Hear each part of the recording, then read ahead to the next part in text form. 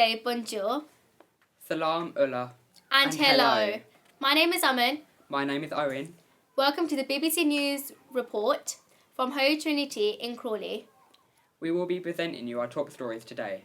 This includes World Book Day, Worthless Campaign, Crawley Police, Donald Trump travel ban, sports stories, and many interviews from the staff at Holy Trinity. First up are Timothy and Caitlin interviewing the head. Hello, I'm Timothy. And I'm Caitlin. Today we're in the head teacher's office interviewing Reverend Millward. We saw that you participated in this year's Charity Week. If you had the opportunity to do it again, would you? And if so, why? Yes, I did. One of the sixth form was the most persuasive person I have ever met in my life and managed to convince me against my better judgment. But yes, I would do it again. Charities Week was fantastic and I was so impressed with the way in which everyone was involved. We noticed that you're a big Chelsea football team fan. What are your views on Holy Trinity's sporting success? I'm thrilled to be in a school where sport is important. You're absolutely right. I adore football and I'm very keen about Chelsea. And I'm really pleased that I'm somewhere where sport is valued.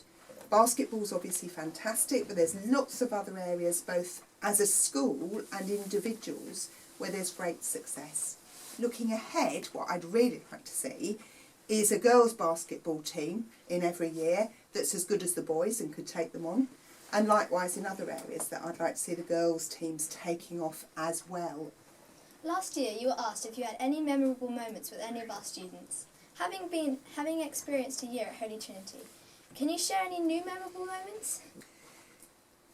The production, Peter Pan and Wendy, fantastic, amazing. I was just so stunned by how good that was. Going to the Horth for Rock Challenge and seeing the students, I was so proud of the students taking part in that. The day when we had our remembrance service out in Beef Court, that really I found very, very moving. And the way in which there was that complete silence when we came to stop with all those students gathered out there, that was very powerful. Charities Week in many ways. Watching some of our staff up on that stage dancing, that was very memorable. And lots of little things as well, but they're some of the ones that really stand out in my mind. This year our school has had some great successes, but what do you think is the most challenging about going forward as our head teacher? The biggest challenge for me and for the school is funding. The amount of money that is available to us as a school, across the country actually for education, but particularly in West Sussex, is simply not enough. There are so many things that I want us to be able to do as a school, that I want to do for you as students, and far too often it's the lack of funding which stops us from doing it. And I think that's really sad. So I would say that funding that comes to us for each of you doesn't recognise just how precious you are and how much you deserve a really broad, exciting curriculum with lots of choice and with lots of things available to support you. And at times, I can't put those things in because there's simply not enough money. Thank you for giving us an insight into your life here at Holy Trinity. Back to the studio, Aman and Owen. Thank you, Timothy and Caitlin. Now heading over for an interview with Alicia and Elliot about World Book Day. We're now taking you over to Miss Ashforth and talking to her about the Rock Challenge. The Holy Trinity School was involved in the dance competition called Rock Challenge. Rock Challenge originated in Australia and competitions now take place in Britain. The most recent Rock Challenge was on Wednesday the 18th of February 2017. So, what is the Rock Challenge all about? The Rock Challenge is a big international event, and it started in Australia and then moved over to the UK, and it's promoting a healthy lifestyle. So it's about alcohol and drug awareness, and it's encouraging young people to be involved in something creative and a fitness activity. How has it had an impact on the school and the pupils? It's had an impact in terms of people being involved in something as a whole group. So it's been really nice for people from year 8 to year 13 to get involved in something creative, to have costume, to have makeup and hair done, just to be involved in a really lovely big dance event together. How do you think the performance went? The performance was absolutely brilliant. The skill in terms of our young performers was fantastic as dancers, their facial expression, their commitment, and I shed a tear on the night. I was so proud of our Holy Trinity students. How exciting! Now some students are being interviewed about their participation in the BBC News report. And I'm actually with some of the people here who are going to... Well, here's the news anchor. Good morning, news anchor. What's your name? I'm Omin Azim. Okay. What's your name, sir, and what are you going to be doing? I am Timothy Hoxley and I am interviewing the head. I'm Willow. And what are you doing today? Brexit. Miss Gilman is the English teacher here. You're sort of responsible this year, or you found yourself responsible this year, for organising all of this. You know, what's it like working with a bunch of journos? It's very exciting, actually. Very different. It's lovely to see kids doing something that's out of the ordinary from their lessons. Joy Media's been good. Like, I chose it from the beginning and I thought I was interested in it, but it's everything I thought it would be. It's really fun and I enjoy it. My name's George. And George, you've been sort of orchestrating us, saying get here, move there, where's the light, etc, etc. You're happy with the material you've got that you're going to take back to your editor? Yeah, I'm happy with the material we've got because this is quite unusual for us, but the material should be good when editing it all together. Next up, even more sports stories. Welcome to the BBC Sport Roundup. Over the past 2 weeks, the drivers of Formula 1 have been experiencing their new cars and testing them out for the new season, which starts on the 24th of March. At the moment, Kimi Räikkönen is the first in the timings with a 1:18.634 lap time on the Supersoft tyres. In addition, the Force India team has now recently changed their livery to pink because of their new sponsor. Now over to Joseph with the rugby news. Going to the rugby in the Six Nations, England have one game left against Ireland to maybe win the Grand Slam this Saturday. The match will be held at the Aviva Stadium. The match will start at 5 p.m. The current table standings for the top 3 teams in the competition are England top with 18 points, Ireland are second with 10 points, also France are third with 10 points as well. Over to Sean with the football update. Chelsea is first in the Premier League with 66 points. 10 points behind them is Tottenham Hotspur with 56 points. Chelsea's manager Antonio Conte has transformed Chelsea this season after 13 straight victories. Yesterday, Man City played against Monaco in the Champions League. They lost. Man City's manager Pep says his failure to convince his Manchester City players to attack Monaco is the reason for their Champions League elimination. Back to the studio. Now for some shocking crime news. We are now going to speak to a teacher that works in a Crawley school. Recently, people have commented on the police's actions, saying that they could do a better job. Do you feel that Crawley police are doing a good job about the problem? I think generally the police work really hard. Before I was a teacher, I worked for the police, so I saw firsthand that they worked really hard, but I think there's always more they can do to build up community relations a bit more. Do you feel safe working in Crawley?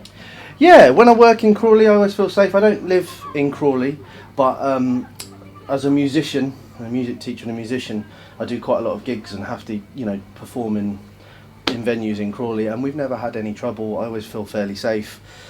So yeah, I think I do. Recently, we have heard that there are only 2 fire engines servicing Crawley, and cuts have been made in the police force. Do you think that the emergency services are adequate? I think all services are struggling at the moment. As a teacher, there's obviously a lot going on in the media about education cuts as well. I know the fire brigade are struggling, the police, medical services, everything. So I think there's funding's needed in all of those areas. It's a very difficult job, but I think they do need a lot more support. Thanks for your time. No problem. Thank you. Now heading over to the weather with Karina and Dan. Hello and good morning. Today is going to be a good day, just like yesterday, with highs of 11 degrees. Across the south, it will be murky start with some sun breaking through the clouds early afternoon. In the north, there will be mist and fog, which will gradually clear through the morning and stay cloudy throughout the day.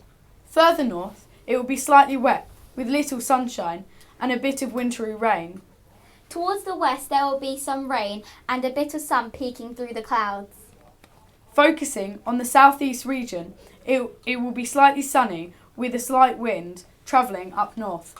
And that is the end of our weather report. Now back to Owen and Aman at the studio. Looking sunny. Now taking you to a special report about the Worthless campaign. In April 2017, the Worthless campaign is funding 20 million to Sussex schools. Nick Gibb and Justine Greening will be holding an MP meeting on the 18th of October and the 2nd of November to determine if or if not they will be improving the school's funding. Nottingham is the highest funded, which is out of the capital, gaining £5,309. Cambridgeshire is the lowest paid at 3,950, which makes us West Sussex the fifth lowest paid at 4,198. West Sussex currently gets between 4 million and 200 million less than other regions for education. A letter from the head teacher dated 2nd of November 2016, West Sussex MP Nick Gibb wrote, "In 2015 to 16, we made a step towards a fairer funding by adding £390 million to the school budget, targeting this at lesser fairer funding authorisations, including West Sussex. This additional funding for West Sussex was included in their baseline in 2016 to 17 and protected for 2017 to 2018. In this reply, Mr. Gibb MP doesn't appear to be acknowledging the funding crisis for this reply." Now moving on to the news of Brexit. During the last year, Brexit has been a main topic. Today, the Queen will sign the law, which will mean that Article 50 has officially begun. It doesn't stop there. In March 2019, we will have officially left the European Union, but until then, we have to make some very difficult deals and decisions. Today, I have interviewed some different teachers to hear their view on Brexit. Mr. Bassi, who is an English teacher and works in Spain, has said the EU referendum was necessary because it was promised, but the decision to leave wasn't very smart. Miss Whelan, who teaches languages, was quoted saying, "After the war, the EU was created to stop tearing apart countries, and leaving it is a silly mistake. Although within the school we are anti-Brexit, Crawley voted to leave the EU. 41.6% voted to stay, but 58.4% voted to leave. 22,388 people voted to remain, compared to the 31,447 that voted to leave." Now for another update on Donald Trump. Donald Trump's travel ban has been temporarily halted once again. On the afternoon of Wednesday the 15th of March 2017, a federal judge in Hawaii temporarily ruled a stop to the ban. The ban would have stopped citizens of Iran, Libya, Somalia, Sudan, Syria and Yemen for entering the US for 90 days. It also would have prevented any refugees from entering the United States for 120 days. The travel ban was temporarily halted because the judge had arguments that the ban would discriminate against nationality, faith and race. The decision happened after people across the country asked judges in 3 states to block the travel ban. Judge Watson's decision prevents the order from happening. Hawaii requested a temporary restraining order. A temporary restraining order is a court order that protects people threatened by abuse.